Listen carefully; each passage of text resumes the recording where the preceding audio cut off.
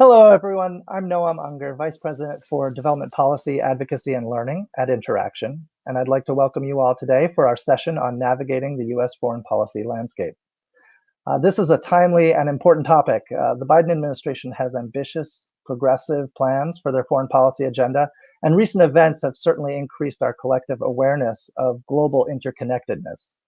However, the multiple impacts of the COVID-19 pandemic have also drawn the policy focus to domestic issues. This may have very real impact on the future of foreign assistance. A 2019 Kaiser Foundation survey, for example, reported that 49% of Americans think the US spends too much on foreign aid, and that's been pretty consistent. And while opinion polls regularly show that Americans estimate foreign aid makes up something upwards of 25% of the federal budget, it's really only around 1%. So negative opinions and misinformation surrounding foreign assistance may create barriers that will only be exacerbated by increasing levels of political polarization. The goals for our discussion today are to identify the major trends shaping US public opinion towards global development, how these trends and opinions are affecting policy decisions, and how leaders in these spaces can react. Before we begin, I'd like to remind our audience that this is a pre-recorded session, and if you have any questions, members of our panel will be able to answer them during the session throughout the chat, so we can have multiple levels of engagement during this session. And here to help me drive this conversation forward are our excellent panel of speakers who have experience across the foreign assistance and public opinion landscapes.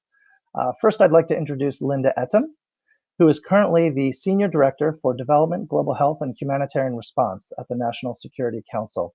She recently led President Biden's transition team in their international development efforts. She has also served as the Senior Advisor for Africa Policy at the Bill and Melinda Gates Foundation and an Assistant Administrator at U.S. Agency for International Development.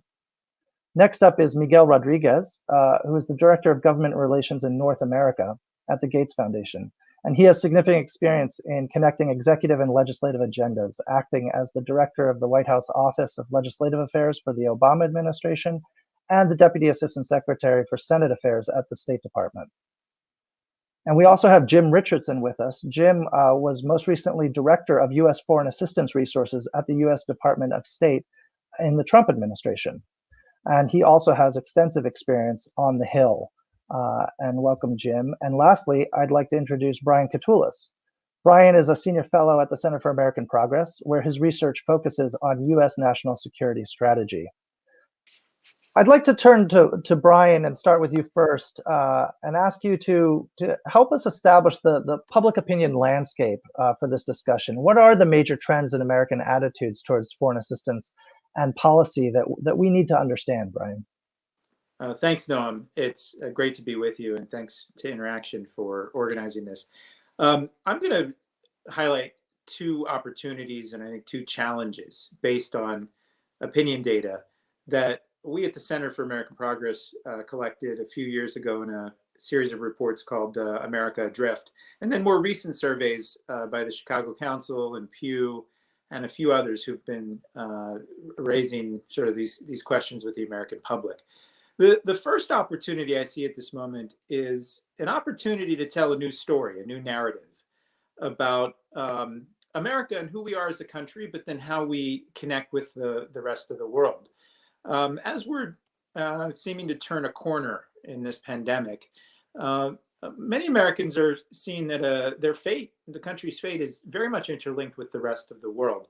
When we did survey work pre-pandemic, what we found was there was about a third of the American electorate that I would call conservative nationalists. They supported some of the previous administration's ideas of building walls and just taking care of our own, very much framing foreigners and all things foreign as a problem.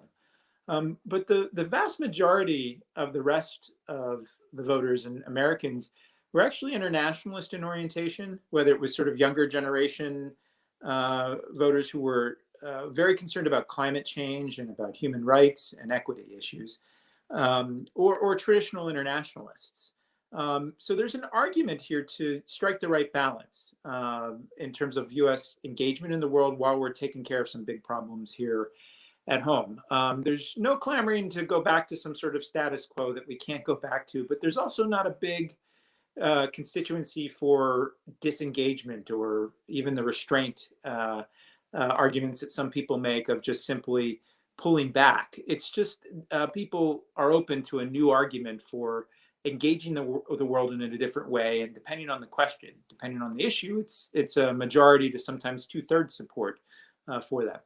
The second opportunity I see is just in the simple fact that there's a new administration with a new narrative, only about 2 months into office. But I would cite something Secretary of State Tony Blinken said earlier this month when he was asked about sort of the essence of Biden's emerging foreign policy on the PBS NewsHour. He said that he tried to lay out what President Biden's priority is that our foreign policy has to have the American people first and foremost in mind. And he's basically asked us to make sure that in anything we're doing around the world, the first question we ask ourselves is, how is this going to make life a bit better, a little bit more secure, a little bit more prosperous, a little bit more hopeful for our fellow citizens? So there's an orientation that's focused on the American public. The I think banner, the slogan that they've used is a foreign policy that the middle class can support. And again, if you look at sort of the architecture of public opinion, Americans are willing to be led there if there's a clearer argument. And I think early on, if you look just a few weeks into the Biden administration, one of the first metrics of how they're doing with the American public on foreign policy came from Pew. They had a survey that essentially said that 60% of US adults had confidence in Biden's approach on foreign policy. This was much higher than the metrics for Donald Trump in his first year, which only had 46% support, and was a bit lower than what President Obama saw in his first year of his presidency, at 74% saying that they had confidence in his foreign policy approach. But the main point is that there's dual opportunities there. One, a new administration that's crafting a new argument, and then the American public that seems a majority of which are receptive to it. I point, though, to two challenges, though, that we all face, those of us who are interested in foreign policy and want to strike this right balance in communicating with the American public. One is that we've got to use terms that are more clearly understood by wider circles of Americans. In the America Adrift research we did pre-pandemic at the Center for American Progress, we went around and we did focus groups, we did polls. And in the focus groups, we asked people to respond to different terms, like American exceptionalism. Nobody really understood what that phrase meant. One woman in Georgia ventured a guess and said, well, I think America accepts a lot of things. We accept a lot of nonsense in Washington. We accept a lot of foreigners in this country. So there's just general confusion about some of the terms that are vague and maybe academic, like a liberal international order. And I think that this effort to have a foreign policy the middle class can support is both correct in its orientation, but it's also incomplete. It doesn't actually tell explicitly to the American public how we're drawing those connections between international and domestic, especially on things like foreign assistance. The second challenge I'd point to is just some very specific challenges in inventing this new narrative, creating a new story that addresses some uphill battles on foreign assistance. The fights and debates that will be held the next few years on development assistance are simply framed in the terms of defending a line item in the budget for development assistance. It's an extremely uphill battle. The recent Chicago Council poll from 2020 found that 41% of Americans said that economic assistance to other countries should be cut back. 60% of Republicans look for a cut in foreign aid, 23% of Democrats, and 44% of independents. There's very little appetite for increasing it. About 14% say it should be increased. So if the debates are sort of framed in terms of just that narrow issue and not connected to what's in it for Americans, I think that's a second challenge. Issues like democracy and human rights do not get majority support in most of the recent public opinion polls. So the lessons here are not to talk about foreign aid in abstract terms, and not to box back against all of the data that's out there about how many percent of Americans think that we spend X amount of dollars overseas, but instead talk about how these programs directly benefit Americans. And I think at this time of pandemic, especially recovery from the pandemic, both on the health front and economic front, there's an opportunity to make the case that what America is doing here is in its self-interest, that we're trying to help others help themselves, so that these problems, these challenges like the coronavirus, like climate change, like even cybersecurity, challenges that know no national borders, these are things that actually in the long run help Americans, and then in the short run actually give some direct benefit by dealing with some challenges that are common to us all. Thanks, Brian. Linda, let me bring you in. The Biden administration has come in with big goals for foreign policy, an ambitious agenda, and has already come out with certain executive actions and statements. But based on what you've just heard from Brian and your own experience in terms of the trends around public attitudes towards foreign assistance and the narrative, the way sometimes our language gets in the way, what is your perspective on the relationship between foreign assistance attitudes and the agenda and prospects for it? I think it's a great question, and I also think it was a sort of great run through by Brian, because it matches exactly with where President Biden wants to go. I mean, he will say pretty regularly that we are actually developing a foreign policy for the middle class. And what he means by that is not only middle class people in foreign policy, but really just the American people have to understand what we're doing, and that's language. It has to be relevant to what the American people sort of believe in as well, and that's diversity. It has to actually make sense for how we're connected to our national security, biologic, economic threats that are facing our country. And so those all sort of tie in. And as well, you know, when we look at sort of the existential threats of climate change, when we look at sort of what's going on with not just this pandemic, but the prospects that you might have others, people know that we need to actually make sure that the countries around the world are all working together. So it goes to the how we're doing business as well through multilateral actions and not sort of stepping away from things like the WHO. It also goes to making sure that the American people understand sort of where their investments are going, so transparency and assistance efforts as well. And then looking at, you know, when we look at the number of authoritarian states across the world and sort of what this means, I think back at home when people are saying there are erosions to their own personal privacy measures, when we've seen already so many cyber attacks, there's a lot of really understanding about what's happening across the world. We also understand that there's a big challenge around sort of people movements and the need for people to actually respond to the economic crises in their own countries.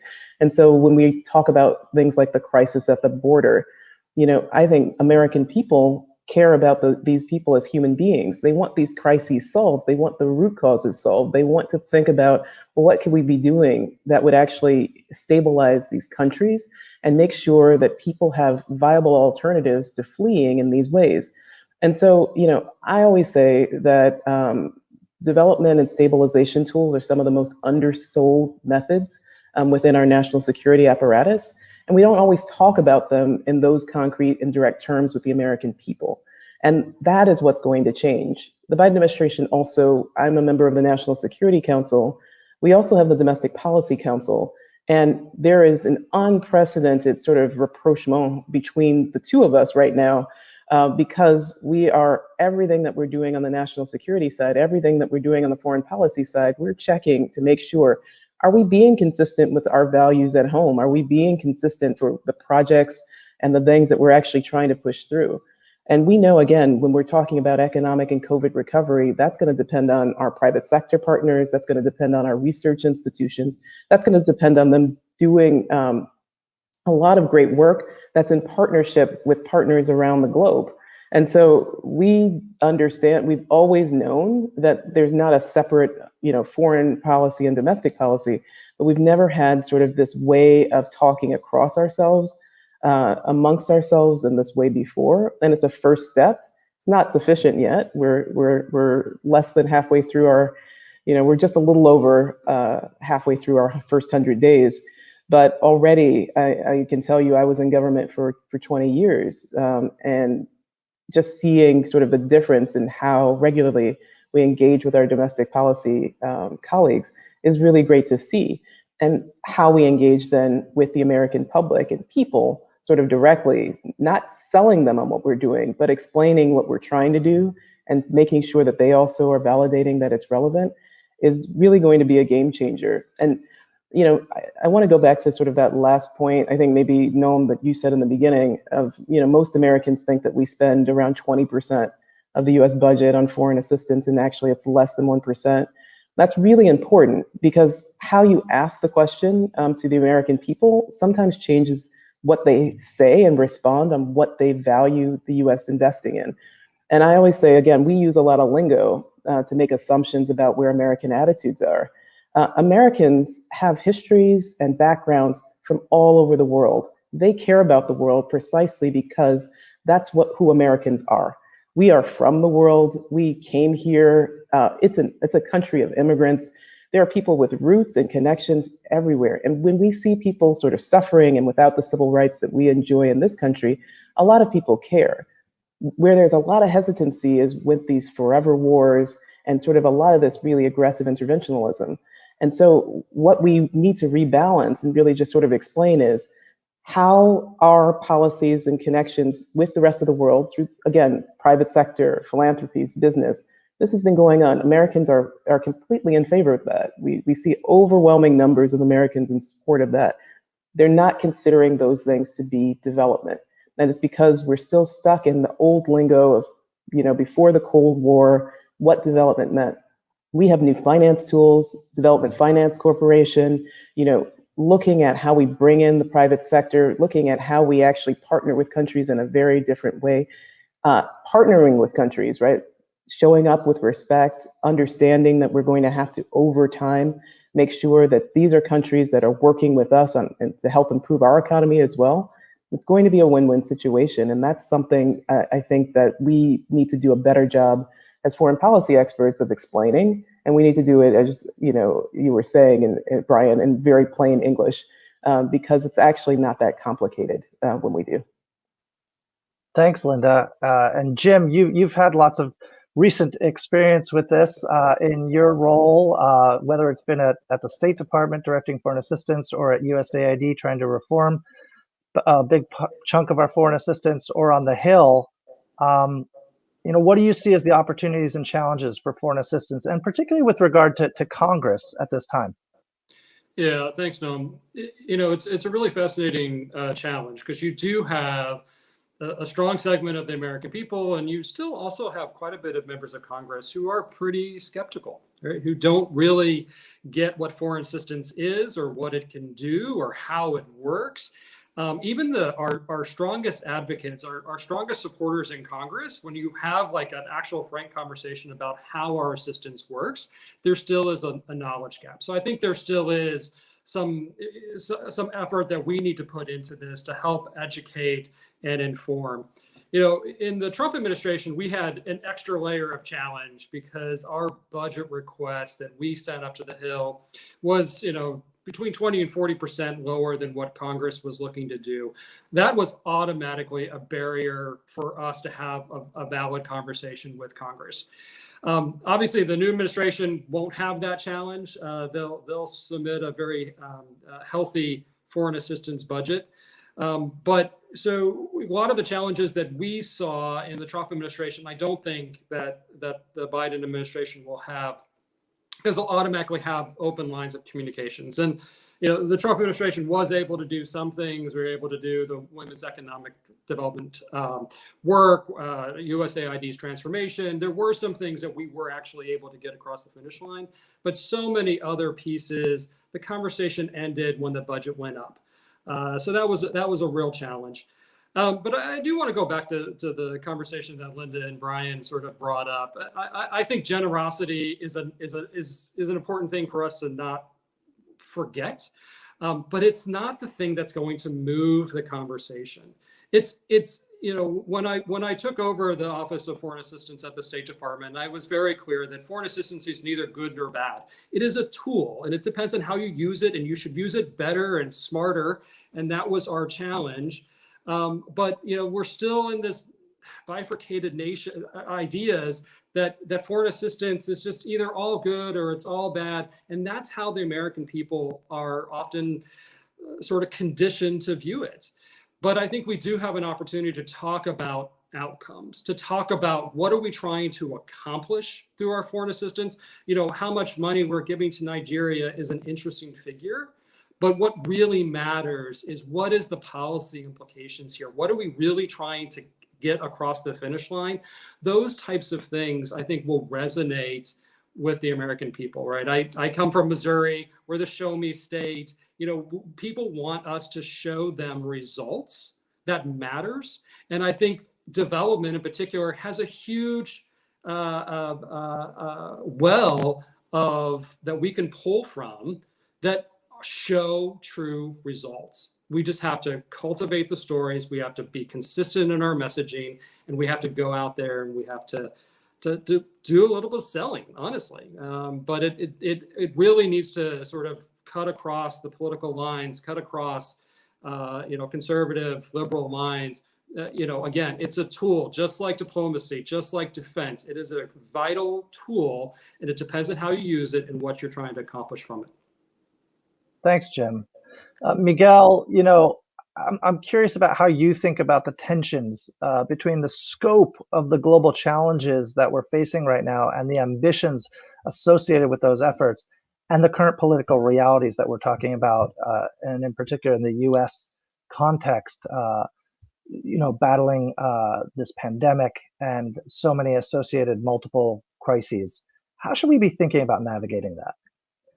Well, first, thank you, Noam, and thank you to Interaction for hosting us.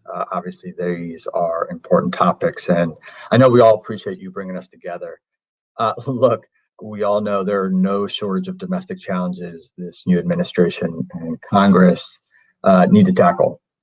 And when we talk about some of the most pressing and immediate global challenges, whether it's COVID-19, climate change, others, those come with their own set of significant domestic pressures.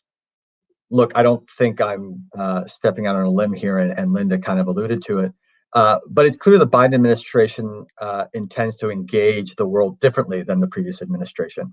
I'll let others put a value judgment on the specific policy difference, but it's clear the new administration just has a different worldview and intends to tackle those problems we face accordingly. So what is it? We see, I think Linda would attest and others in the administration would attest, what we see is we have an opportunity. And I think it's the case that the globe, or countries around the globe, have always looked for American leadership. And so it's stepping into that. Now, to get more specific to the question about how we make the case for international and domestic concerns, how they're inextricably linked.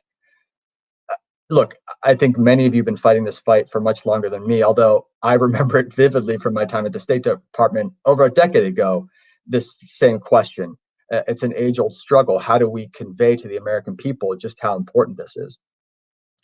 I will say that I think if the pandemic has shown us all anything, it's that events half a world away can have immense impact back home, economically, in our health, our safety, in just about every way. So I think Americans have a new appreciation for things that happen beyond our borders. Now, even with that knowledge, it's still a challenge, right, for Americans who are suffering here at home to always appreciate why we must do what we do abroad. And I think we've seen that play out. But frankly, that's on us. And I say that us very broadly, the administration, Congress, which also plays a big role in this, the community that cares most about these issues. It's on us, all of us, to help educate Americans to appreciate and understand these foreign challenges and why they're important to them. Now, I'm going to put the pandemic aside for a second because obviously that is incredibly impactful. But at the foundation, we're constantly exploring how we can make our priorities resonate more broadly. And I'll talk a little bit about climate change, which Brian raised earlier. Look, we know the scope of the problem is huge, and it's a top priority for this administration. But we also know there isn't a consensus on what the US government should do or how much money we should spend to address climate change. That's just the political reality we live in. There isn't a consensus on solutions or where to focus our collective energy across both the public sector and the private sector. Um, you know, Bill Gates is focused on a subset of issues around climate. He recently put out a book. I'll give him a plug on his book, How to Avoid a Climate Disaster. But he's looking at energy R&D and other investments related to mitigation through his personal office. At the foundation, we're even more narrowly focused, albeit in a very important way. How do we ensure that smallholder farmers in sub-Saharan Africa and South Asia are able to adapt to the impacts of climate change? I think to advance any of our goals in this space, whether it's climate, pandemic response, we need to understand the larger political context and determine where we can link up to the broader narrative and the solutions. Again, that's just one example of how we can advance our specific priorities, whether related to climate, global health, here at the foundation, U.S. education. But it is an increasingly crowded and challenging environment, and it's only going to get more so. And I'll note also in what is going to be, we're going to face fiscal constraints as well. So a lot of work to do. But I think that's the work of this community, has always been advocacy, and I think particularly Interaction has done tremendous work, and I think we're all going to continue to do it.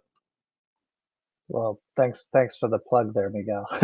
Let me actually riff off of that for a second, though, and come back to Linda, and then I want to bring Jim and Brian back in too. But Linda, I mean, this question you alluded to, the connections between the NSC and the DPC, and I'm sure it doesn't hurt that the current head of the Domestic Policy Council used to be the head of a National Security Council at a different time. But is that the biggest change that you think needs to happen to improve U.S. attitudes on global engagement and foreign assistance issues? Are there other big things that we should be sort of looking at to try to sort of improve the state of attitudes, to increase the level of support, not just for the tool, as Jim was talking about, but for the good things that tool can do? Absolutely not. I think I want to clarify that bureaucratically, that connection is critically important for the way that we even think about and talk about and formulate our policies. And so it helps us to constantly have that check, so that we're not getting back into this sort of wonky world of Washington that just goes off and does whatever it wants without very closely reflecting on what this means for the US public, especially because our country right now is in crisis. I think grounding us in that sort of reality is really important for us who sit here in these policy spaces. But I think when we talk about what's going to be most important, it's making sure that we have, first of all, a diversity of people at the table who are coming from a variety of backgrounds, who actually know the country inside out. So bringing in people not that grew up in Washington, right, have been like me in government for 20 years, but bringing in folks that also are from other places in the country who, say, I'm a smallholder farmer from Iowa, so I understand smallholder farmers and why these particular issues are important to someone in Kenya. When we start sort of making these connections and not making foreign policy this thing for the elites that's completely divorced and separate from what we do at home, that changes a lot of how we think, what we do, and what choices we make. And I think that's going to be sort of really a critical part of a lot of the work that we do as a government. The other piece is we have to reach out, and we actually have to have a lot of conversations with Americans across the country, right? Not just ones that are showing up for us in DC. And so that's going to involve a lot of engagement. And so, again, this is a level and a layer of engagement that the national security and foreign policy community is not always used to. That's exercising a muscle memory that, we used to actually have, that we have to sort of reinvigorate. And then I would just say, we have initiatives that are really great coming out of the State Department, which are your ambassadors and residents, right? Of, people who actually live in the States, across the country and tell people about, well, what does this career path look like to go into the Foreign Service?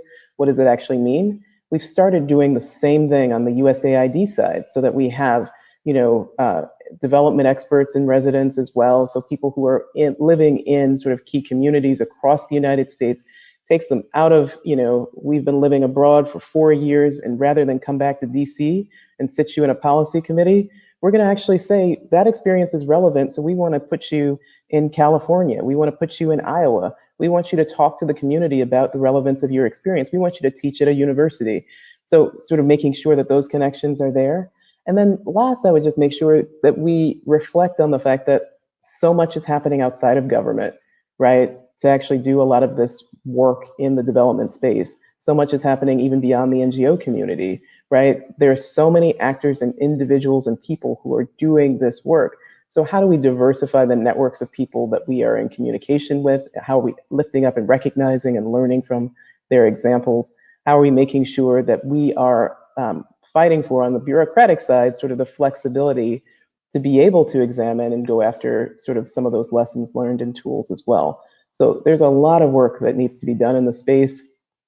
Connection between the National Security Council, Domestic Policy Council is critically important for us as our check, right?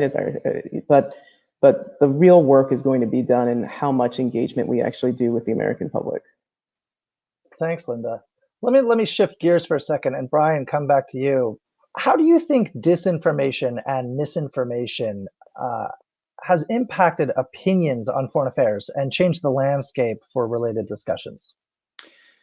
It's a great question. And look, this is not anything new. I would say for the last 5+ years, there have been very active and aggressive efforts by a number of countries, identified by US intelligence agencies, who have tried to shape US public opinion on key foreign policy questions, starting, of course, with Russia, which everybody knows about, but it expands to China and also to even countries like Iran. And you just need Google this and see sort of the reports that are out there. There's nothing secret about this. There's been a very active effort, not only targeting America, but other open societies around the world, to basically induce a certain paralysis and dysfunction in those democracies around the world. And I would argue, if you look at the recent data from Freedom House, which talks about this decade and a half plus global democratic recession, it's in part because of this information tactics and these strategies that are used by some authoritarian countries. And I think Rand and other think tanks have talked about the need to actually protect the information space in our societies. They've talked about truth decay. And I think on particular issues, I could point to my own work in the Middle East. I know of very specific instances where foreign actors are trying to lean into the US debate and move it in a particular direction. And I think there's no easy remedy for it. I mean, certainly it involves the role of government, the role of technology companies in trying to preserve a higher or maintain a higher quality of commitment to facts and analysis based on reality, to preserve sort of the information space a bit. But it also points to an important role where, just in my own job and those who work in analysis, is to adhere to basic facts and research and try to communicate that as clearly as possible, understanding that in this global context of geopolitical competition, the information space is a big part of it. And I'd close here in saying, in terms of how do we connect all of these issues to the American public, one thing that we saw in our research and is echoed in other research by Pew is that Americans understand not just health issues and global health issues in the pandemic because of the coronavirus, and also climate because it impacts their lives. The cyber sets of issues are quite an interesting space, cybersecurity, because that operates on so many different levels. But a vast majority of Americans, when you look at data on this, understand that they have been personally, in some cases, personally threatened by this with their own personal information. So there's ample opportunity actually to, again, educate the American public about a range of these challenges, but then try to mobilize their support towards joint action. And I actually believe that even in our hyper-partisan era that we're in right now, I see some opportunity here where you already have senators on both sides of the aisle trying to work together to meet this challenge of making sure that the credibility of the information that people are getting is accurate, to deal with cybersecurity.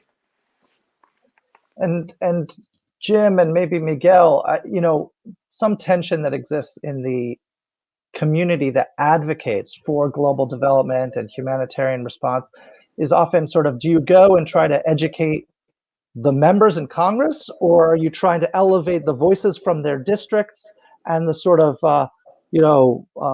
value of prioritizing one over the other? I wonder if you have a perspective on that. I'll start with you, Jim, and then turn to Miguel. Yeah, no, it's a critically important issue. We really, you have to do both, right? You can't just leave it to chance that if you educate the members, then somehow it's going to work it out, and that members themselves are going to go and try to educate. And I had worked for a well-known member on the Hill for a number of years, and he actually took this approach. He said, yeah, this is an important issue. It's an international development issue. I want to go to it was actually, he wanted to go to churches and talk about this, because there was a nexus between what we were working on and the churches. And so there is some opportunities there. But that said, we really need to get outside of our Washington, D.C. bubble. When we write op-eds, I wrote one the other day, and I was co-writing it with a friend of mine, and I don't know how much jargon ended up in that op-ed, but you pull it all apart, and suddenly it's like three sentences, because the whole thing is just jargon after jargon. No one understands it. We're end up talking to ourselves. We end up talking to people who agree with us. We really need to get outside of that. And USGLC, along with Interaction, right, there are some great voices that are actually doing this type of work, looking for greater partnership, looking for an expansive opportunities to really drive that message is really critical. Miguel? I couldn't agree more. I think it's both, right? Members and their constituents, that is a relationship that you want to have that echo chamber. You want them to hear from both, but you want them both speaking the same language. And I also want to reinforce something Jim said. I often, I am not a foreign policy person. I fake it, but I've been much more of a domestic policy person over my career. But I will say that when I was at the State Department, I thought a big part of my job as a liaison that was outward facing was to help be a translator, not in the traditional sense of a translator that you see at the State Department, but a translator. And frankly, the other way too, right? To help our experts and our foreign policy officials also understand what's coming in from the outside. So again, I couldn't agree more. I think it's a full frontal attack on to help get the message out there, because otherwise then you're just kind of relying on what are bank shots, right? If I talk to this person, maybe that person will then talk to this person. I think you have to take it to everyone. And just one thing on disinformation, that if I could get back to something that Brian was talking about. Go ahead.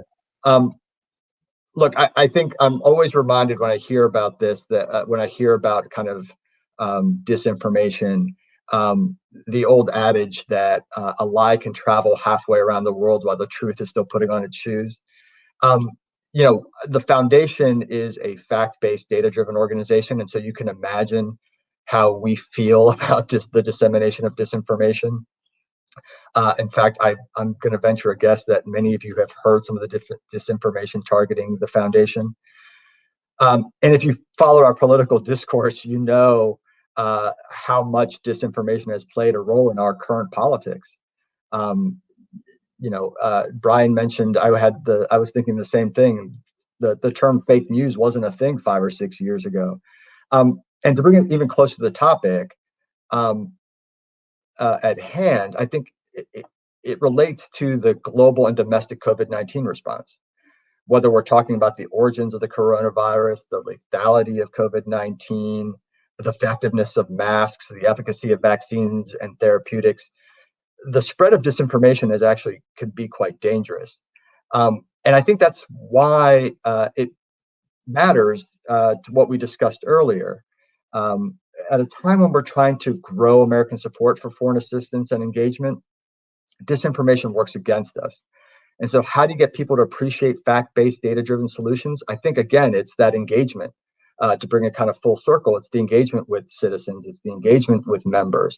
I don't pretend that that's easy, it's hard, but I think it's critical that we do that.